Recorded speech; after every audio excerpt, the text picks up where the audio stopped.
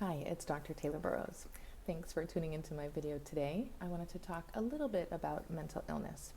Now, I'm actually at a healthcare conference today, and it happens to be very fitting. I got a question from someone online about them considering or thinking that they're observing someone with mental illness and what they can do. So I did want to address that today, but I don't want to get too into the pathology of it. I especially don't want to encourage any of you to be Google Docs. So that's absolutely not my intention today. That's one of the reasons why I'm very careful online.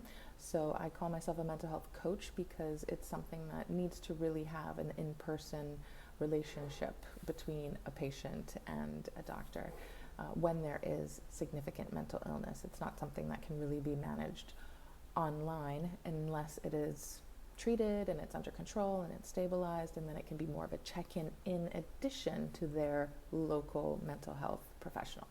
So that being said, I do want to give you an opportunity to have a little bit of support and information on how you can handle it if you do think that someone you know or love could be experiencing signs of mental illness.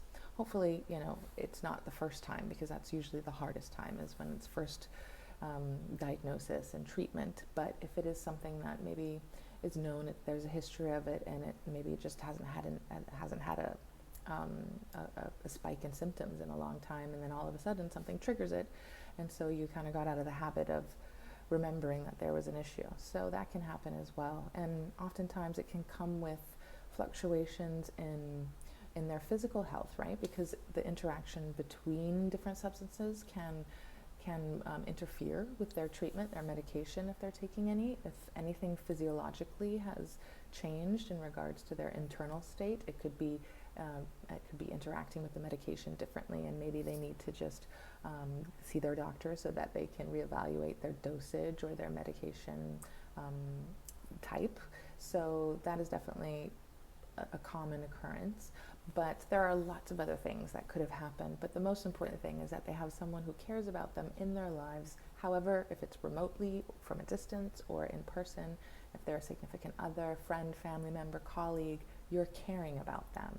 And that's really, really important, that you express your concern to them in a caring way, not in a judgmental way, and to not be afraid of them. It's one thing to be concerned for them and for their well-being and safety, because you definitely don't want to let it get worse. You don't want to see it exacerbate, or for them to deteriorate to a point where maybe you're afraid that their life could be at danger, or maybe they're aggravated and agitated and they have a violent tendency, and you're worried that they could hurt somebody else. Especially if it gets to that point, you want to do something. And so the best thing to do if it gets to that state is to call the hospital, to call police, and make sure that the ambulance comes and picks them up if they're not going to go on their own. But maybe that's not your place to do, right? And maybe you're not next of kin, and the best thing for you to do is just reach out and talk to one of their loved ones and let them know that this is what you've been seeing. Maybe they've not been seeing the same thing. Maybe they don't have access to their social media. Maybe they didn't see what they wrote in their notebook. Lots of different scenarios. So the best thing to do is to not do nothing, not do anything. So reach out. Let them know that you're concerned. Say what you've observed. Stick to the facts. Don't interpret, don't analyze, don't judge. So just say, hey, John, I've noticed that you haven't been sleeping lately. I've been noticing that you've been posting all these really strange stories on your social media. So with bipolar, you're going to see the manic episodes, and then contrasting with the very depressed and low episodes. And sometimes that could manifest as agitation and aggravation, irritability, and just anger and aggressiveness. And so you want to know that that's not necessarily just a behavioral thing. It's not just like they're in a bad mood or they're particularly sensitive. It could be a part of that diagnosis. So especially if you have an idea that they could have had a history of it, that they've been on medication, it's most likely something cyclical, something episodic like that. So we definitely have to keep an eye on people and be able to be that mirror for them. Oftentimes nobody likes to know that they're not well, so it can be a very sensitive process. So that's why you just want to communicate to them in a caring way and stay very calm. And even if they are sort of acting impulsive or taking unnecessary risks, it could be with money, with drugs, with alcohol, just involving themselves in shady behavior or having like a lot of sex, that's risky, cheating on their significant other. All of those things are also symptoms of more of the manic part, right? So you'll see in the manic episode, at first it could seem like it's just like a really good mood, and nobody really wants to get out of a really good mood, but it escalates, and it gets to a point where it's very dangerous. And for them, mostly because you never know what kinds of decisions they're going to be making in that state of mind, right?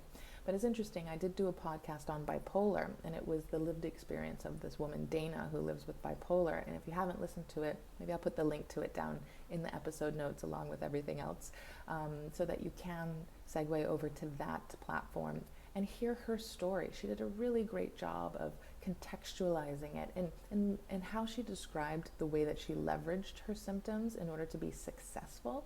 There is a leverage point for all of these symptoms, right? So if you can control it, and you can control it so that you just sort of get to that point where you get the positives, and they each have kind of like a special talent or a superpower until they sort of go over that edge and become more concerning. So there's absolutely a way to live with these diagnoses and utilize them for the benefit of, you know, your lifestyle or your career or your personal life. So nothing to be so alarmed about. It doesn't mean that your life is over. You can still have a wonderful quality of life if you know how to manage it, and you know how to, I don't like the word manage, but if you know how to leverage it, much better word, you transform it, you transmute it, and make it something that works for you, right? So as long as you're aware of it, you can confront it, admit it, and then work on the weaknesses and the risks involved, and then emphasize the strengths. So that's my advice to you, is to just really reach out and be a caring human being to your friend, and make sure that they get the help that they need, and to not judge them. Even if you don't want to spend a lot of time with them because you feel like that's, you know, not the energy you want in your life, that's fine. You can love them from afar, but it doesn't mean that you have to be mean or be cruel to them, because it's something that many people experience various levels of, and it's a common issue. So hope that helps. Don't forget to check out all the links below. If you need that consult, go ahead and click the link and reach out to me anytime. Give me a thumbs up if you like this video, leave a comment, and let me know other topics that you would like me to discuss. So have a good day. Talk soon. Ciao.